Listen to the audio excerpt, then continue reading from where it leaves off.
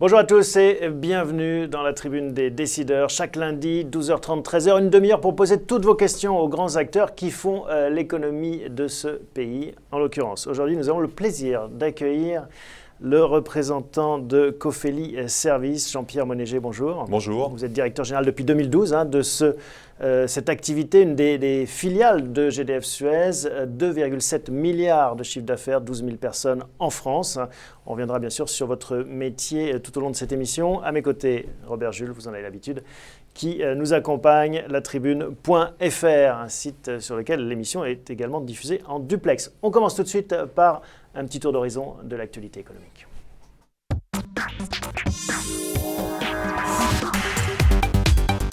Alors, une actualité économique qui est agitée cette semaine par la loi Macron, cette loi qui est un peu une loi fourre-tout, beaucoup de mesures évoquées, qui vise, si on devait la résumer, à attaquer la rente et à promouvoir finalement les énergies nouvelles, un sujet qui, j'imagine, vous intéresse également. Comment est-ce que vous percevez ce débat autour de cette loi Macron en tant que chef d'entreprise ?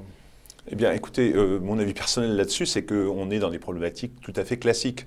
On est dans un monde qui bouge, violemment, et cette loi a pour objet de libérer les forces du pays, et je trouve que ça va dans le bon sens. Alors évidemment, tout mouvement implique des réactions. Ouais. Évidemment, ces réactions sont difficiles. Moi, je comprends que les gens aient toujours un peu peur de ce qui change. Et c'est d'ailleurs une problématique très française.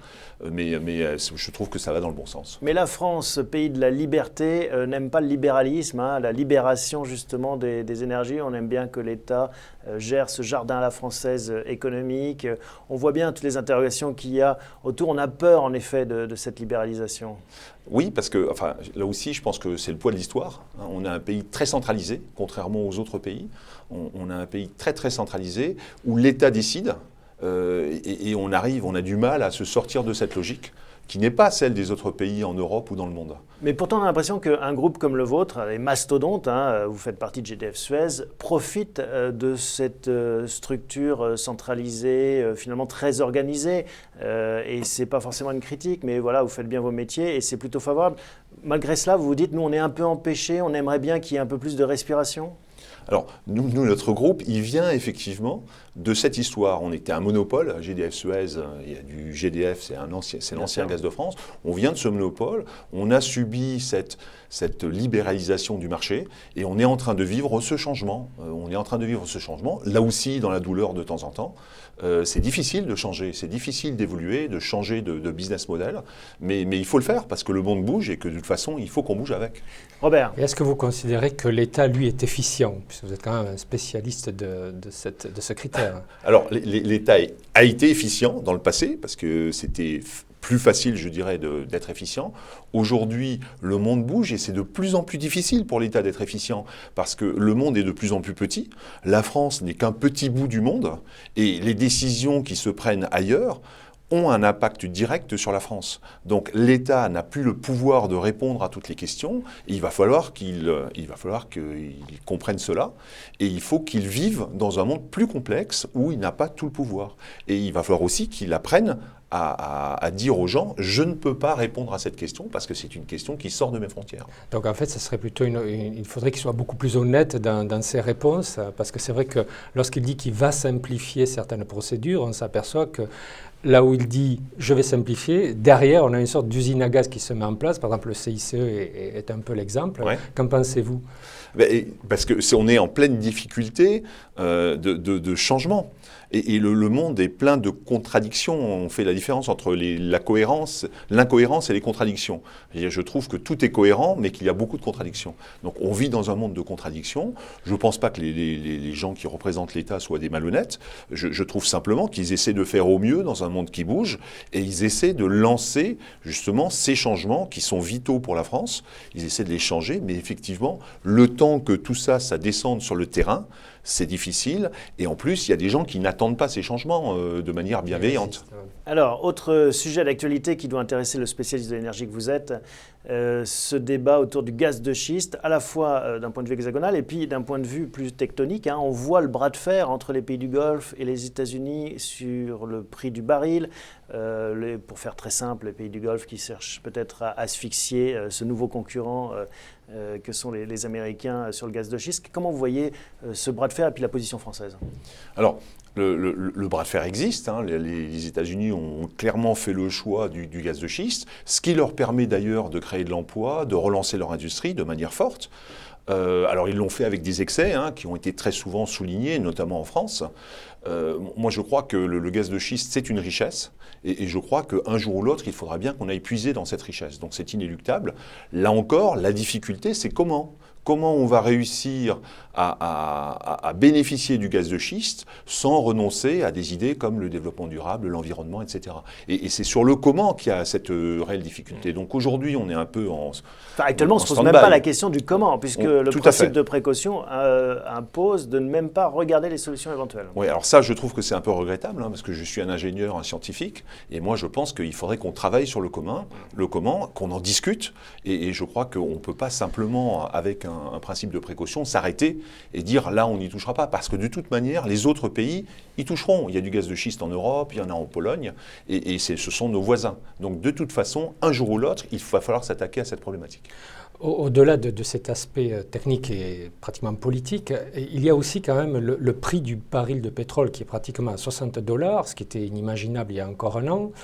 Qu'est-ce que vous en pensez, avec aussi le fait que quand on était à $100, l'industrie a réussi à s'adapter. Donc, comment voyez-vous ces deux aspects un peu contradictoires?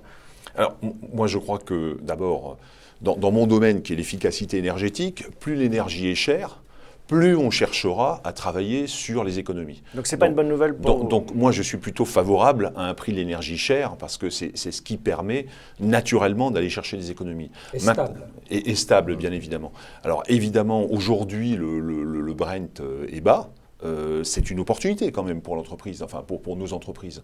Donc il faut qu'on en profite, mais je crois qu'il faut aussi qu'on se place sur un moyen terme. Le moyen terme, c'est quand même que le prix des énergies vont augmenter. Donc de toute façon, ces richesses, on ne peut pas les dilapider. Il faut qu'on en profite pour s'adapter. Il faut qu'on profite de cette aubaine aujourd'hui, mais qu'on reste vraiment sur le moyen terme avec des prix d'énergie qui sont quand même suffisamment hauts pour continuer à progresser. Un petit commentaire sur E.ON, le grand énergéticien allemand qui annonce qu'il va abandonner toute autre énergie que les énergies renouvelables, c'est-à-dire qu'il va se concentrer sur les énergies renouvelables dans le sillage finalement de la décision de l'Allemagne de quitter le nucléaire, mais ça va au-delà, donc là on quitte le fossile. Qu'est-ce que vous en pensez? Alors ça, c'est une décision qui était attendue, puisque de toute façon, dans nos énergies, alors il y a ce qu'on appelle les 4D.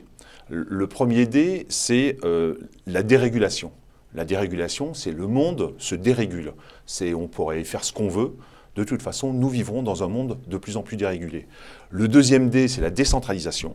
De plus en plus, le pouvoir est local. Les gens veulent s'approprier des choses. Et donc, on va vers des énergies renouvelables locales que les gens veulent exploiter. Le troisième D, c'est la digitalisation. On est dans un monde où le digital déferle et qui fait que tout le monde est proche. On connaît les informations en temps réel et donc tout ce qui est digitalisation nous amène à se décentraliser encore plus vite. Le quatrième D, c'est la décroissance. Aujourd'hui, on est dans un monde qui n'est plus en croissance. Quand j'ai été embauché... En Europe.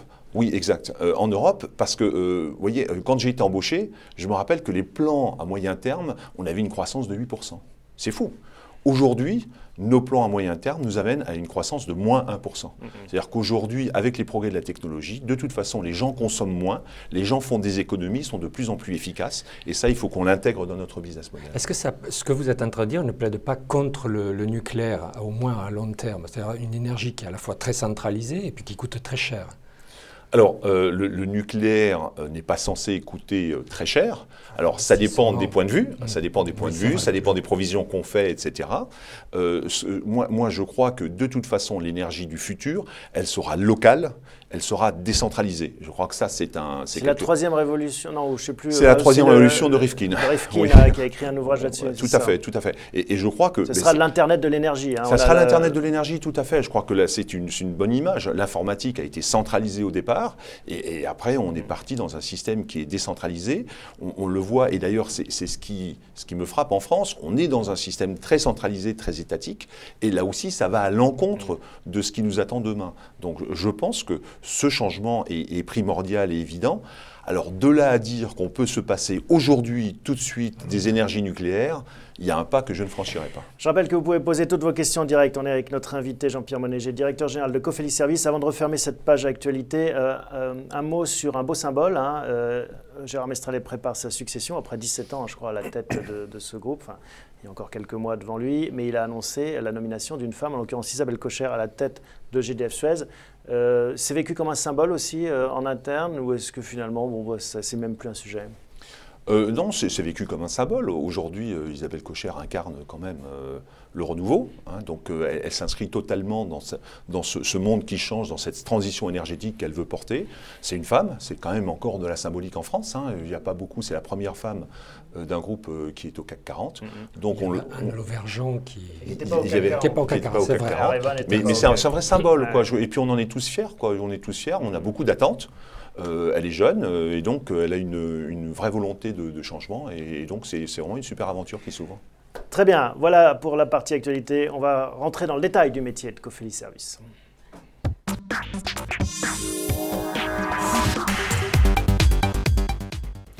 On le disait en préparant cette émission, on voit Cofeli Services partout, enfin, ou presque, on le voit souvent en tout cas sur les voitures qui circulent à plein d'occasions. On ne sait pas toujours très bien quel est le métier derrière Cofeli Services, derrière ce mot. Peut-être pour présenter le contexte, donc on l'a dit, une filiale de GDF Suez. GDF Suez, c'est 5 grandes branches et vous faites partie de la branche énergie et services. Dans la branche énergie et services.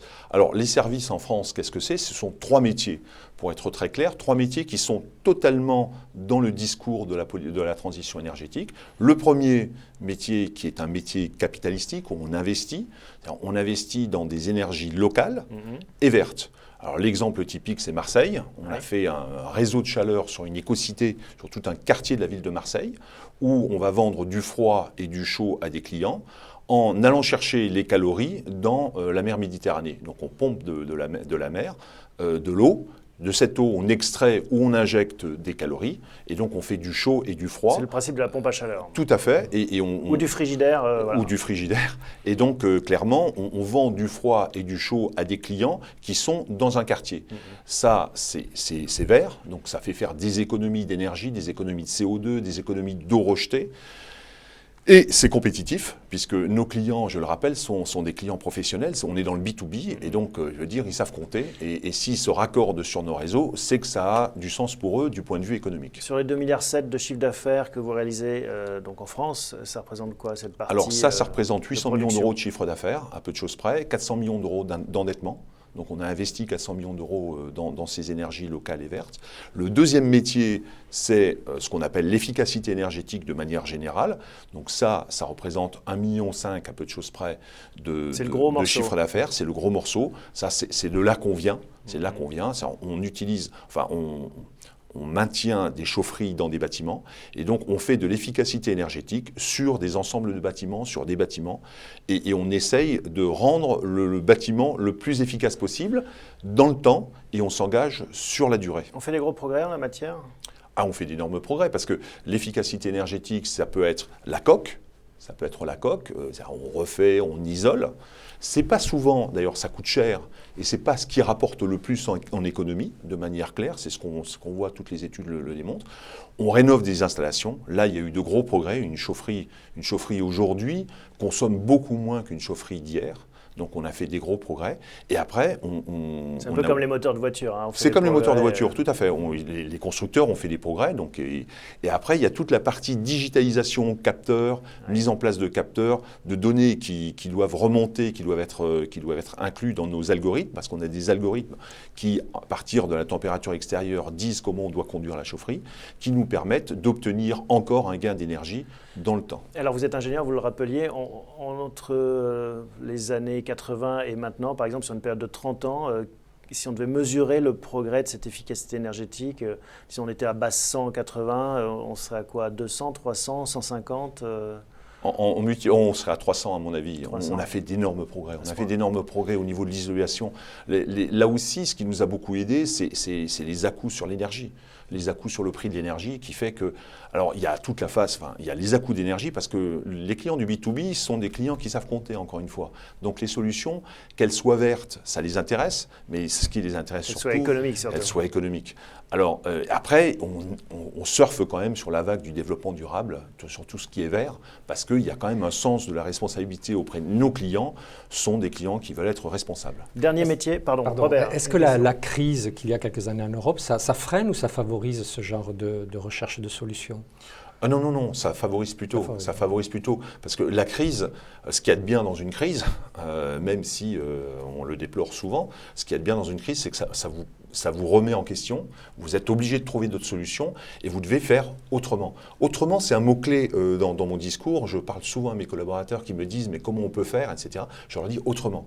Et avec la digitalisation, avec les nouvelles technologies, il y a toujours moyen de faire autrement. Je veux dire qu'il n'y a pas, là aussi, dans tout le domaine de l'innovation, il y a des pans entiers de nos métiers qui sont touchés par la digitalisation, qui nous permettent de faire autrement, que ce soit la comptabilité, la finance, la technique, tous les métiers sont impactés par la digitalisation. Dernier métier, donc il y a 3 axes, production d'énergie verte, efficacité énergétique et le troisième métier, c'est ce qui est communément appelé le facility management. C'est pour moi comment rendre la vie des utilisateurs du bâtiment plus agréable. Et donc là, on touche... Alors le bâtiment, pas ceux qui les fabriquent, ceux qui, les collaborateurs... Les utilisateurs finaux. Les utilisateurs finaux. Et là aussi, donc notre travail, c'est de rendre leur vie plus sympathique. Alors évidemment, le chaud, le froid, c'est classique pour nous, mais derrière, il y a la restauration, il y a l'accueil, il y a les ascenseurs, enfin tout ce qui fait que la vie dans le bâtiment soit plus agréable. C'est-à-dire que vous explorez de nouveaux territoires, parce que en effet, vous venez d'un groupe qui est part du monde de l'énergie, si on caricaturait, ce serait la chaufferie, et vous vous retrouvez face à d'autres acteurs comme Sodexo qui est parti lui de la cuisine et qui cherche aussi pareil à servir de plus en plus ses clients et à leur proposer une solution clé en main. Oui, alors concrètement, les clients, parce que quand on est dans les services, c'est quoi notre pain quotidien? C'est d'écouter le client. Nous, on est là pour servir le client. Donc, dès qu'il a une problématique, on cherche à la lui résoudre. Donc, effectivement, quand vous êtes dans un bâtiment et que les utilisateurs finaux se plaignent de quelque chose, on cherche à solutionner. Donc, effectivement... C'est les services généraux, en gros? C'est les services généraux. Et donc, clairement, on répond à la question des services généraux. On donne aujourd'hui, encore une fois, avec la digitalisation, on arrive à mieux écouter, à mieux capter les besoins des utilisateurs finaux qui peuvent, de manière en temps réel, dire « j'ai froid, j'ai pas froid, j'ai trop chaud », etc.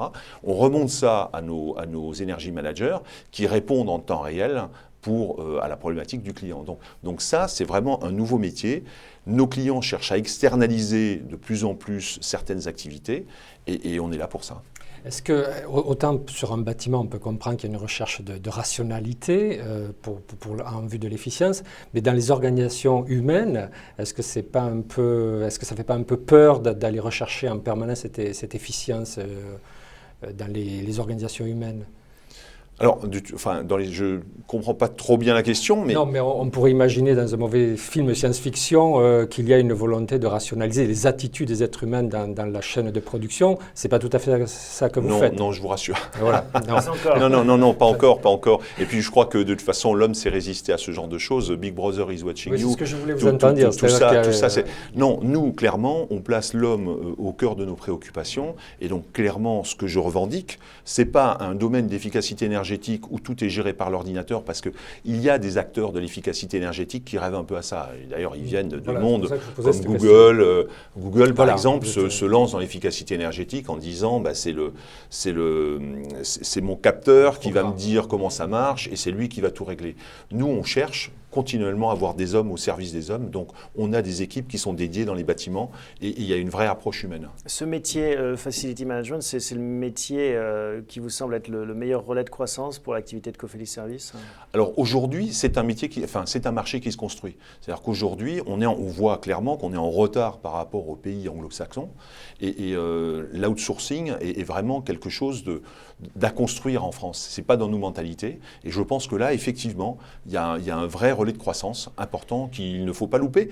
Et qu'il ne faut pas louper tout simplement parce que les clients le demandent. On voit que petit à petit, il y a une vraie demande des clients. Mais c'est assez curieux parce qu'en fait, il y a une mode, on me dirait c'est ça aussi la vie et le business, à la concentration sur des métiers, être spécialiste d'un seul métier. Et on aurait pu imaginer qu'en effet, étant spécialiste des chaufferies, vous restiez là-dedans.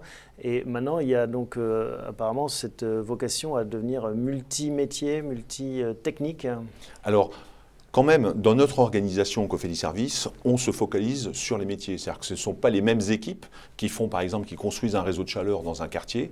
Ce ne sont pas les mêmes équipes que celles qui font du facility management. Donc, on spécialise quand même au sein de notre entreprise, on spécialise les métiers. Et il y a des points communs quand même, malgré tout, qui fait que ça fait une société... Et il y a clairement des points communs parce que c'est toujours l'efficacité énergétique, hein, c'est ça notre cœur de métier, c'est de là qu'on vient, c'est ce qu'on maîtrise le mieux. Et on a toujours ce besoin d'efficacité énergétique qui revient à quoi? On veut mettre des capteurs en place de la manière la plus intelligente possible. On veut prendre des informations. C'est la problématique du big data. Comment prendre des informations, les faire remonter, alimenter nos algorithmes pour pouvoir réagir en temps réel sur ce qui se passe en termes d'efficacité énergétique. Donc concrètement, tous ces métiers se ressemblent et encore une fois, les outils sont communs. À propos de capteurs, vous êtes bien plugué, on pourrait dire, pour employer une image sur l'économie française. Vous avez des clients dans beaucoup de secteurs d'activité. Comment est-ce que vous la percevez, cette économie française? Est-ce que ça va mieux? Est-ce que ça continue à s'enfoncer? Écoutez, on a les deux, hein. Il y a des signaux. On est dans un moment un peu difficile, hein, encore une fois. On a les deux. On voit des partenaires qui sont en défaillance, hein, clairement. Donc on voit quand même, il y a quand même des entreprises qui ferment aujourd'hui. Hein. C'est une vraie réalité. Donc ça, on le voit bien. Et il y a des entreprises qui continuent vraiment à chercher, à innover, à aller de l'avant. Voilà, on est vraiment dans un moment un peu particulier. Entre-deux. Oui. Qui sont vos concurrents directs sur votre métier? Alors, les concurrents directs, ça dépend des métiers. Dans le métier traditionnel, ce que j'appelle l'efficacité énergétique territoriale, c'est-à-dire construire des réseaux de chaleur, faire de la biométhanisation, etc., vous avez un leader, c'est Dalkia, le groupe EDF. Vous avez sur le facility management, vous avez des groupes, des BTPistes comme Vinci, donc Vinci Énergie, vous avez Eiffage, Bouygues Énergie. Sur le FM, vous en avez d'autres, on a parlé de Sodexo. Voilà, donc les concurrents ne manquent pas dans notre métier, clairement. Non, mais je dis parce qu'il y a 10 ans de ça, il y a 10-15 ans de ça, vous m'auriez posé la question, je vous aurais dit il y a 2-3 concurrents qui existent.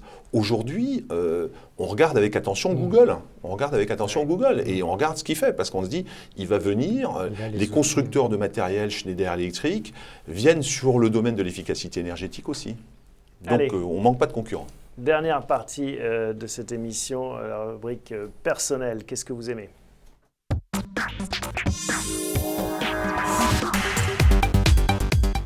Alors Jean-Pierre Monéger, directeur général de Cofeli Services, on rappelle en quelques grands traits votre parcours. Comment est-ce qu'on devient finalement patron de Cofeli Services? On devient en travaillant beaucoup, voilà. Moi, je dirais en travaillant beaucoup. Et en cochant quelle case, en passant par quelle... Donc, vous avez rappelé des études d'ingénieur? Oui, alors moi j'ai fait des études d'ingénieur parce que je suis scientifique dans l'âme et que je suis quelqu'un de très rationnel. Voilà, donc j'ai fait l'École nationale supérieure des arts et métiers qui m'a formé, c'est une école du pragmatisme. Voilà, donc je suis un garçon très, très pragmatique, très, très versé vers l'action. Quelle promo, dans quelle quelle ville? Donc Châlons 79. Hein, Châlons 79 j'en pour profite les pour passer initiés. un petit bonjour aux initiés. Et ça sert à ça. Hein. Voilà. Et la deuxième chose, c'est un choix, le service public. Hein. Je viens d'une famille où le service public était quand même quelque chose d'important. Et donc le choix, ça a été d'aller vers EDF. EDF, la partie client, donc j'ai demandé à aller plutôt vers la distribution, donc pour voir des clients. Donc j'ai compris très rapidement que ce n'était pas des clients, que c'était des abonnés. Donc ça m'a un peu chagriné. Et donc la deuxième partie qui m'a intéressé, c'est le management, le changement. Parce qu'encore une fois, je trouve qu'un manager, il est payé pour faire changer son entreprise, pour la faire évoluer et pour la préparer à ce qui va se passer dans le futur. C'est ça votre rôle au quotidien. Vous dites, voilà, quand on vous demande qu'est-ce que tu fais dans la vie, vous répondez, j'aide les gens à changer, à évoluer, à accepter le monde, à trouver des solutions. Ça serait ça votre définition? Moi, je trouve que c'est la définition d'un manager, c'est ce qu'on demande à un manager. Et pour qu'il puisse faire ça, il faut aussi qu'il ait des résultats. Donc, il y a le quotidien, il faut quand même avoir des résultats pour pouvoir continuer à changer, à évoluer. Donc, c'est vraiment une course contre la montre.